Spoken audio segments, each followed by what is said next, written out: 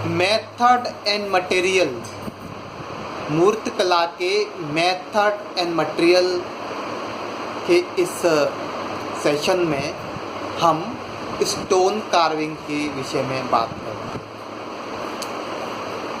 Stone का classification क्या है, कार्विंग में उपयुक्त होने वाले पत्थर कितने प्रकार के होते हैं, इसके विषय में बात करते हैं। देखिए, स्टोन बहुत ही प्राचीन समय से मूर्तिकला में इस्तेमाल होते आ रहा है। It is one of the classical mediums of sculpture. मूर्तिकला के 3 क्लासिकल मीडियम हम जानते हैं, वह है स्टोन, मेटल एंड वुड। तो पत्थर सबसे ज़्यादा प्रचलित, सबसे ज़्यादा पॉपुलर मूर्तिकला का क्लासिकल मीडियम है। तो पत्थर कितने प्रकार के होते हैं, इसके विषय में हम थोड़ा सा चर्चा करते हैं। अगर पत्थरों के क्लासिफिकेशन की बात की जाए तो पत्थर 3 प्रकार के होते हैं। जो रॉक है आपका, जो 3 प्रकार का होता है। Number 1 igneous, number 2 sedimentary, number 3 metamorph. Number 1 igneous rock, यह ज्वालामुखी के फटने से जो लावा इकट्ठा हो जाता है, जो लावा जमा हो जाता है, लावा जो ठंडा हो जाता है, और उस लावे से जिस पत्थर का निर्माण होता है उसे हम इग्नियस रॉक कहते हैं। हम सभी जानते हैं कि पृथ्वी अपने प्रारंभिक काल में एक आग का गोला थी, और जैसे जैसे पृथ्वी ठंडी हुई और एक समय में बहुत बड़ी मात्रा में, बहुत बड़ी संख्या में इस पृथ्वी पर ज्वालामुखी के हुआ करते थे, ज्वालामुखी के विस्फोट हुआ करते, ज्वालामुखी के लावा बहुत हुआ करता था। तो उससे जो पत्थर बने, ज्वालामुखी के लावे इकट्ठा होने से जो पत्थर बने, वह पत्थर इग्नियस रॉक कहलाता है। इग्नियस रॉक में 2 प्रकार होते हैं, एक होता है बसाल्ट, दूसरा होता है ग्रेनाइट। देखिए, बसाल्ट जो पत्थर होता है वह काफ़ी कठोर होता है, और बसाल्ट को अधिकतर मूर्तिकला में के उपयोग में नहीं लाया जाता।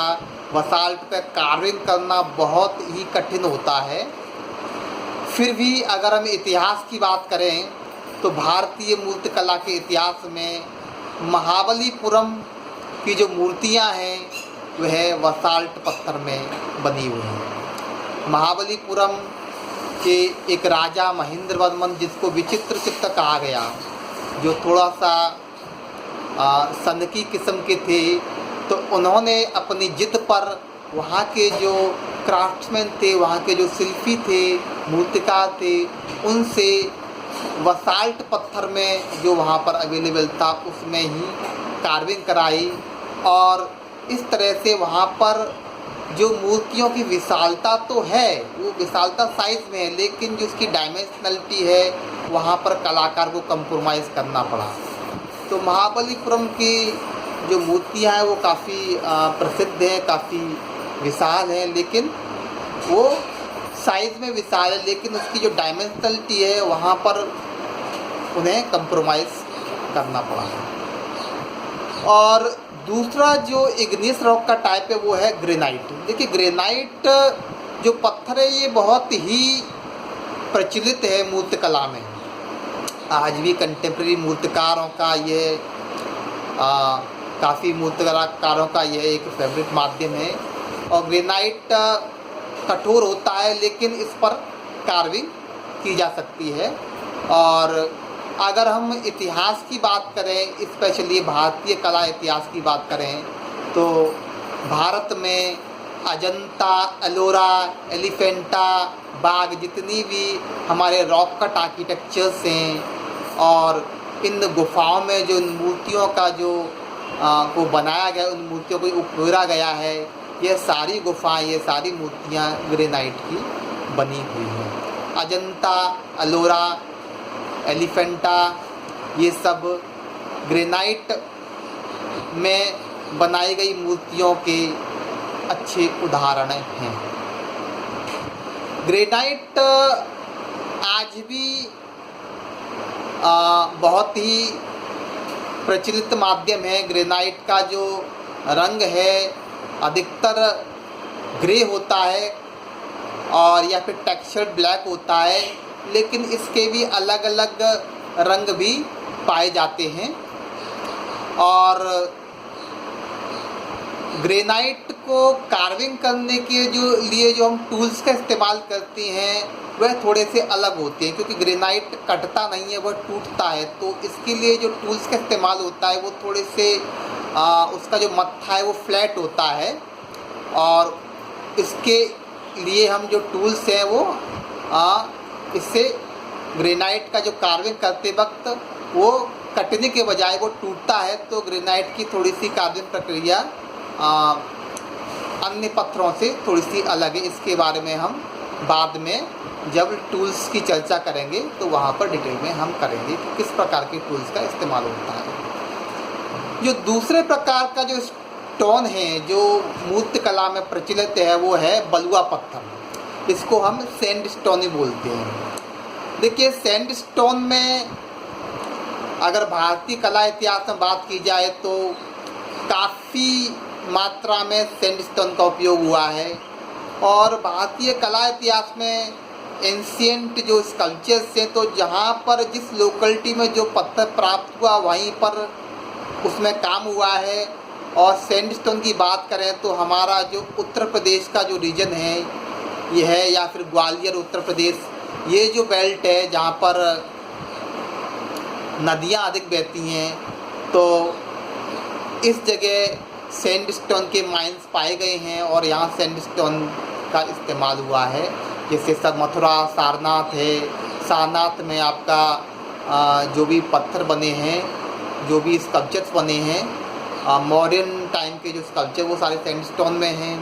और मथुरा, सारनाथ इस रीजन में, ग्वालियर में जो भी काम हुए सैंडस्टोन में हुए हैं। तो पहले हम ये समझते हैं सैंडस्टोन होता क्या है और सैंडस्टोन कैसे बनता है। देखिए, सैंडस्टोन ये है, जैसा कि हम नाम से ही यह क्लियर हो जाता है कि सैंडस्टोन यानी सैंड जो बालू होती है उससे जो पत्थर बनता है। तो मैदानी इलाके जो हैं हमारे, जैसे कि उत्तर प्रदेश, बिहार है, और आपका राजस्थान है, या आपका जो मध्य प्रदेश है, जो मैदानी इलाके यहाँ पर नदियाँ अधिक बहती हैं। तो नदियों में जो बालू होता है तो नदियों के कटाव से बालू क्या है ना कि वो जमा हो जाता है, और प्राकृतिक उथल पुथल के कारण वह बालू यदि जम जाता है, वह बालू यदि दब जाता है या लंबे समय तक वो एक ही स्थान पर रहता है, तो दबाव और प्रेशर से और लंबे समय के दौरान उसमें कुछ केमिकल चेंजेस आ जाते हैं। वो सारे सैंड के ग्रेन से आपस में फ्यूज़ कर जाते हैं और एक पत्थर का निर्माण करते हैं, जिसको हम सैंडस्टोन कहते हैं। तो नदियों का कटाव है वो बहुत ही नेचुरल है। नदी हमेशा टेढ़े मेढ़े रास्ते में बहती हैं, तो जिस जगह धारा का प्रभाव ज़्यादा होता है वहाँ से नदियों का कटाव होने लगता है। जहाँ धारा प्रभाव कम होता है वहाँ पर सैंड जमा होना शुरू हो जाती है।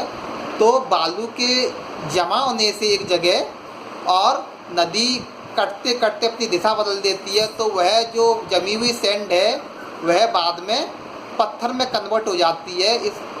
और क्योंकि सैंड लेयर बाई लेयर जमा होती हैं तो कई जगह जो सैंड है क्या है ना कि लेयर सैंडस्टोन लेयर में पाया जाता है। तो सैंडस्टोन के मुख्य प्रकार के बारे में हम चर्चा कर लेते हैं।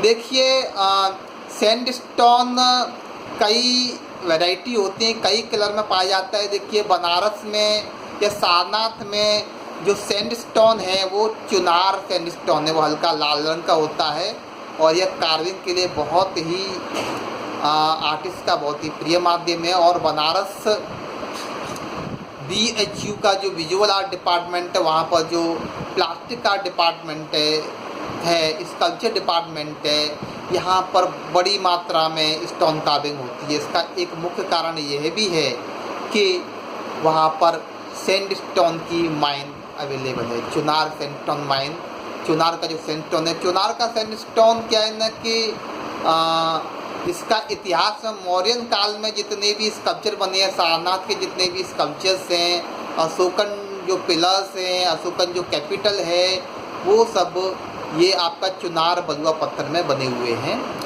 और दूसरा जो सैंडस्टोन का उत्तर प्रदेश में मुख्य जो स्थल है वो हमारा है मथुरा।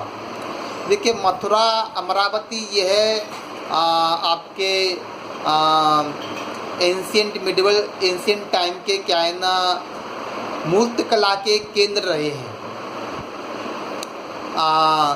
कनिष्क के शासनकाल में आफ्टर 1st सेंचुरी AD से लेके गुप्त काल तक इस मध्य में जो मथुरा अमरावती के जो सेंटर आपके रहे हैं मूर्त कला कार्विंग के, और मथुरा म्यूज़ियम में जितनी भी मूर्तियाँ प्राप्त हैं वो सब हमारे यहाँ का जो रेड सैंडस्टोन है, यहाँ जो रेड स्टोन पाए उसमें बनी हुई हैं।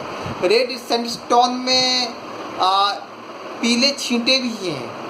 एक तो प्योर रेड सैंडस्टोन होता है, दूसरा क्या कहते हैं एक सैंडस्टोन जो हल्का बादामी रंग का होता है। ये आपका जो बादामी रंग का सैंडस्टोन है, ये इसको धौलपुर सैंडस्टोन बोलते हैं। ये आपका यहाँ मध्य प्रदेश ग्वालियर में पाया जाता है, इसको धौलपुर सैंडस्टोन बोलते हैं। लेकिन स्पेशली जो किरावली मथुरा इलाके में या तो रेड सैंडस्टोन है और या फिर क्या है ना कि हल्के इसमें पीले छींटे भी हैं। तो पीले छींटेदार जो सैंडस्टोन है, बलुआ पत्थर है, इसका यहाँ पर इस्तेमाल किया गया है। और स्पेशली यदि हम देखें तो स्थापत्य में भी रेड सैंडस्टोन का बड़ी मात्रा में उपयोग किया गया है। जैसे कि आपका आगरा का जो लाल किला है, तो जैसे कि हम नाम से जानते हैं रेड फोर्ट ऑफ आगरा, या फिर आगरा का ताजमहल है, यहाँ पर भी जो वाइट मार्बल के अलावा जो सैंडस्टोन का इस्तेमाल किया गया है बड़ी मात्रा में, वह है आपका रेड सैंडस्टोन है। या तो प्योर रेड है या फिर इसमें हल्के पीले छींटे हैं, हल्के बादामी रंग के छींटे हैं।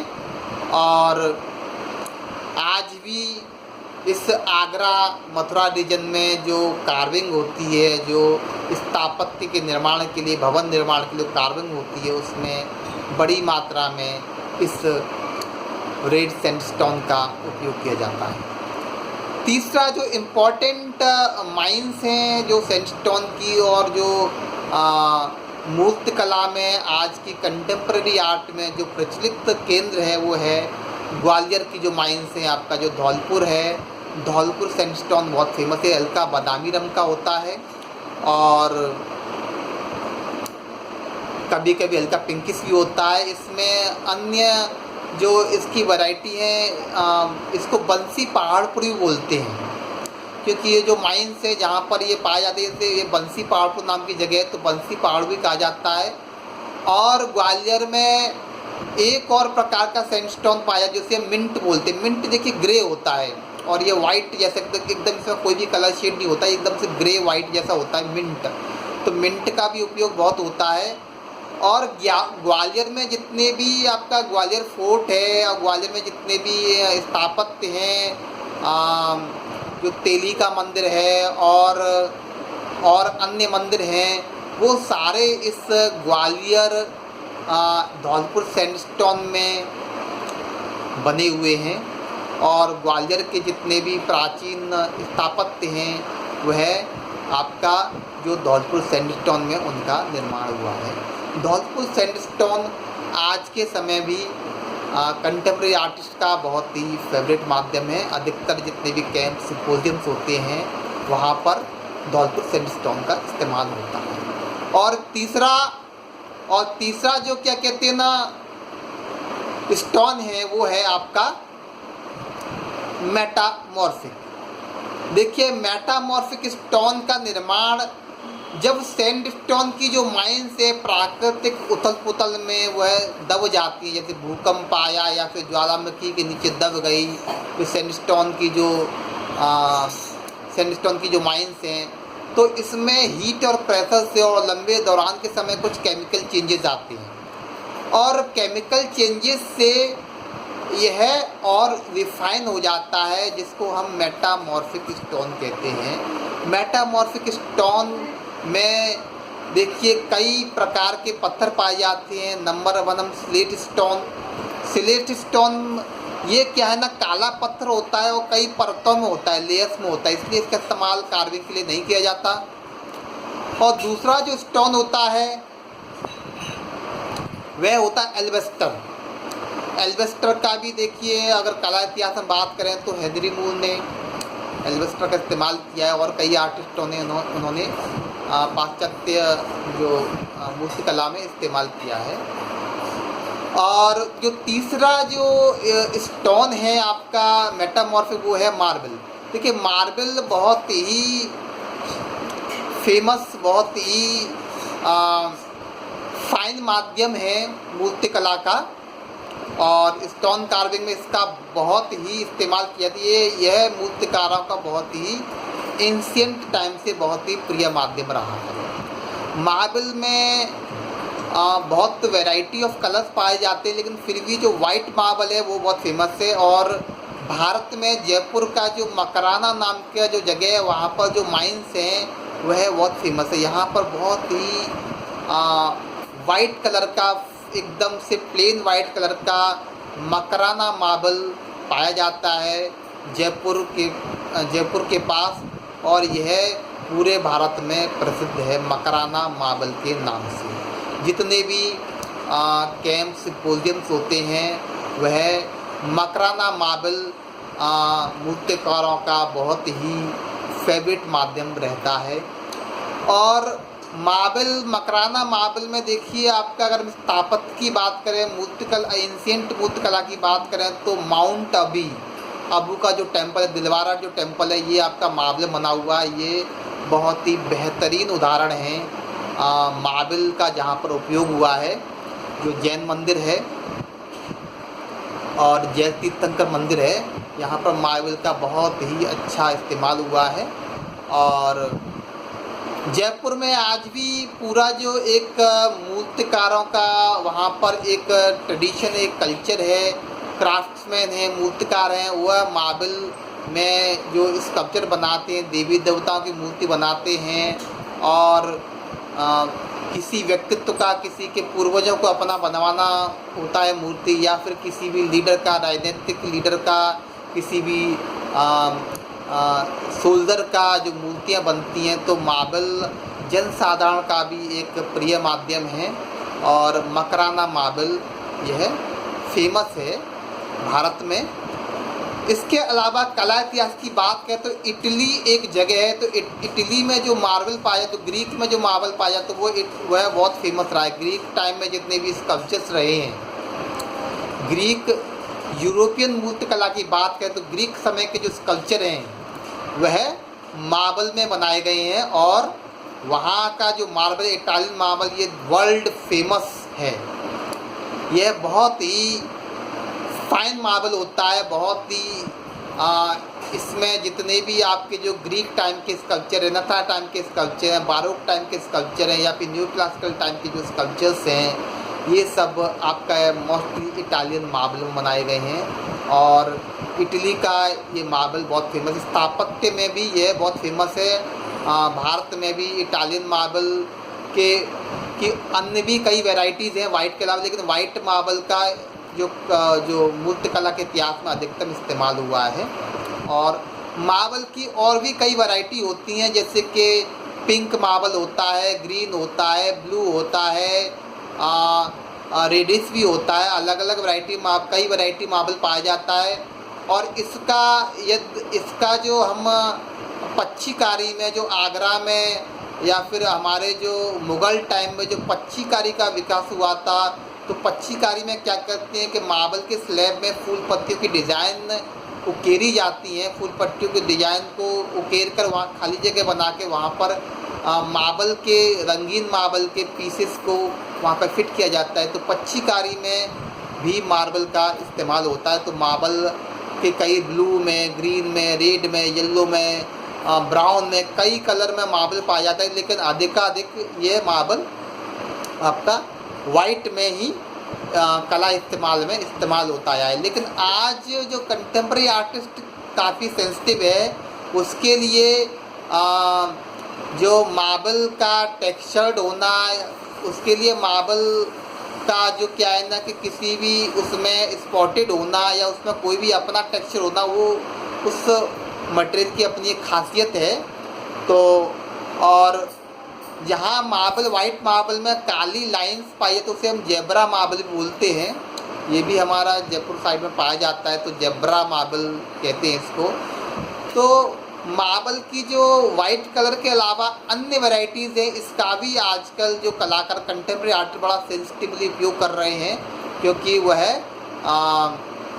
जो रियलिस्टिक अप्रोच होता है उससे लिबरेट होकर एब्स्ट्रैक्ट या फिर क्रिएटिव अप्रोच है, इसके तहत मार्बल के अपने जी क्वालिटी है, भिन्न भिन्न क्वालिटीज़ है, उसका कंसेप्चुअली इस्तेमाल उसकी अपनी वैल्यू के लिए, अपनी पॉसिबिलिटीज़ के लिए कंटेम्प्रेरी आर्टिस्ट इस्तेमाल कर रहे हैं। मार्बल का एक और बहुत ही प्रचलित जो टाइप है वो है ब्लैक मार्बल। देखो बैसलाना नाम का जो गांव है हमारे जयपुर के पास, जयपुर से अगर हम आगरा से जयपुर जाएं तो पहले ही पड़ता है, बैसलाना नाम का गांव है।